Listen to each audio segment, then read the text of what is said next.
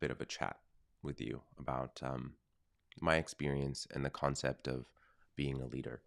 It is incredibly important as the head of your agency, as the owner, to help grow and help inspire and help build alignment within your organization and to be that leader, to be that visionary. But it can be incredibly difficult. People talk about being a born leader, and quite frankly, I want to call bull because it isn't something that you're just born with. It's something that takes a lot of work. It's something that takes time. It takes emotional intelligence. It takes a ton of things to be able to actually do that. And when you are not doing it well, you have a team that isn't inspired. They're both creatively not inspired. They're not aligned. They're potentially not even doing great work because they're not motivated anymore. So to be a good leader, you have to help motivate. You have to help them grow. And without it, you don't really have anyone steering the ship. The ship could crash, it could go off to sea, and you have to create that guidance for your agency, the organization. But for many of you, myself included, it wasn't something that we were trained on to start. It was something that we had to really get bruises, scrapes, and learn along the way. One of the things that I really tried to do in my own journey was that I wanted to, with the concept of, you know, showing and working and doing the things by example. But that meant working harder, that meant working more, that meant doing a lot of things that ultimately I didn't want to do. Not that I don't enjoy work, I do, but I didn't need to work to the point that I was burning myself out to inspire the team, to show them by example. Because ultimately speaking, what that did was actually made me a bit of a worse person. It actually disconnected me from my team. It isolated me from them because I was now setting an example so far beyond what they would ever want to do because it was my company. So I ultimately got the benefit from it and they didn't. I can still create alignment, I can still create motivation, I can still create all those things. But I didn't need to create this barrier between them that I had actually built up and I didn't realize I had done. Understanding that dynamic. So I want to give you three things that ultimately I have learned throughout my journey of becoming a leader and what I have seen happen time and time again throughout multiple different organizations that ultimately have allowed for better leadership, allowed for greater alignment, allowed for the team to be connected, and allowed for the team to be motivated. And the first one is humanize yourself. You fail, you mess up. So do they. Acknowledging that you do actually creates you truly more as a leader. It allows for them to see you as a human being, no longer as this thing on a pedestal. And some people kind of want that pedestal thing, but I never really wanted that. That was never something I desired. But I had kind of done it anyways. And it's very ego driven. To me, that's not important.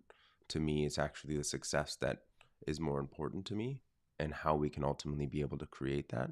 And so, one of the ways to humanize yourself that actually allows for the team to feel safer, which is huge, and allows for you to be able to, when the team feels safer, you can adapt quicker, you can pivot faster, you can do lots of things that actually make your business better. But actually sharing when you failed, what you tried, what didn't work, and why it happened.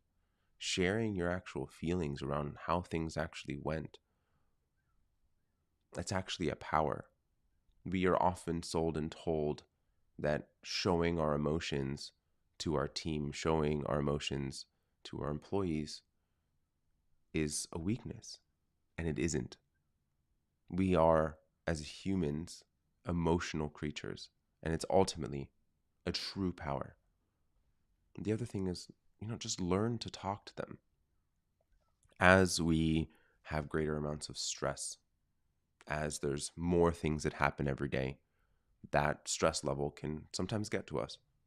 But learn how to step out of that stress. That's your stress, not theirs. And don't push it onto them. I've learned that lesson a couple of times myself, and I'm sure that it happens for you as well. And make sure to step out of that. And if you're not in the right place to do that at that moment, then don't. You don't have to have that conversation at that moment. Have it at the appropriate time when you're in the right mind space. But know yourself. Be able to connect to yourself more and know who you are so that you're able to actually do that. So, number one is humanize. Number two is connect, having true emotional intelligence. So, the first step to true emotional intelligence is knowing yourself. The second is actually being aware, being present of where you are.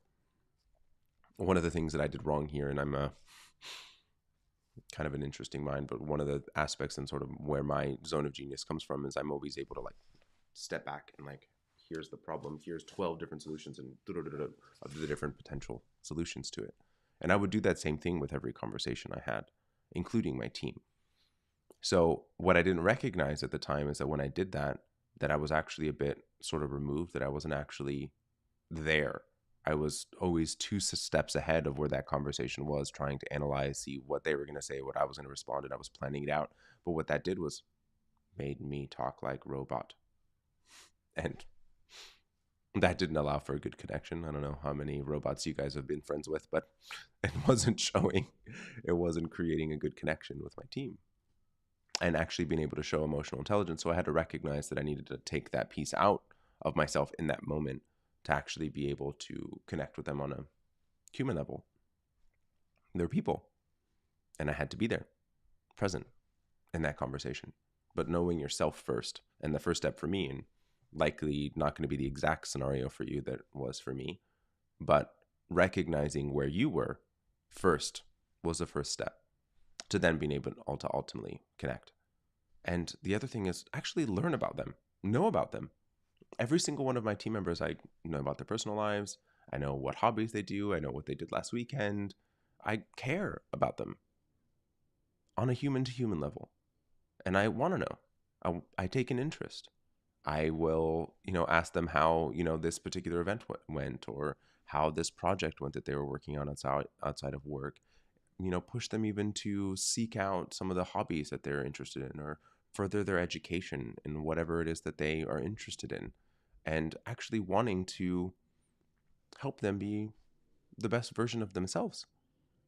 When they're happier at work, they're happier outside, everyone's better for it. So learn to connect with them. And that's ultimately how you build loyalty. That's how you build relationships. So you can't connect unless you actually take interest. So take an interest. Don't be disgenuine. Don't ask questions just for the sake of asking them. It has to be a genuine interest. So first is humanize, second is connect, and third is inspire. So you have to, the first piece around inspiring people is you have to create alignment first. Being able to unify the two motivations. They've got a motivation, you have a motivation, but how do you connect them? How are they both actually driving towards the same goal for both of you? So you have to have that alignment. You have to understand what their goals are, what is their motivation, and create alignment in it. The other thing is actually true encouragement. I was particularly bad at this. I'm a super A-brained person, and maybe an over-admission, but one of the things that I was really bad at was actually acknowledging good things. I'm always looking at improvement in my own life and in work as well. How do I improve? How do I make it better? I look at even things that went phenomenally well and it's like, what pieces still went wrong? And so I can like tweak and fix them. That's how my brain is. And that's how I work. But it's not really good for a team because in a moment of celebration, I'm still like, well, that could have been better. And it wasn't very good for the team. And so one of the things that I actually had to do was, again, total A-brain response to this problem, but I actually needed to create a habit around it. So what I did is I created a task within my project management system to remind me to compliment. Just a compliment. No improvements, no nothing else, but just that. And it created a lot of energy. It created a lot of encouragement. They now felt what I actually felt about them is that I appreciated them, is that I acknowledged the good work that they did and that they're doing. I just never really voiced it to them appropriately because I was so focused on improvement, on making things better. And so I eventually built the habit. I no longer have to have that task within the system. Not saying that I'm amazing at this, because I'm still me, but actually building in that encouragement is super important. Understanding who you are as a person and what's ultimately driving you is key, and building that encouragement. The other thing, and it's kind of an odd one to include here around inspiring, but one of the things is you actually have to let them fail.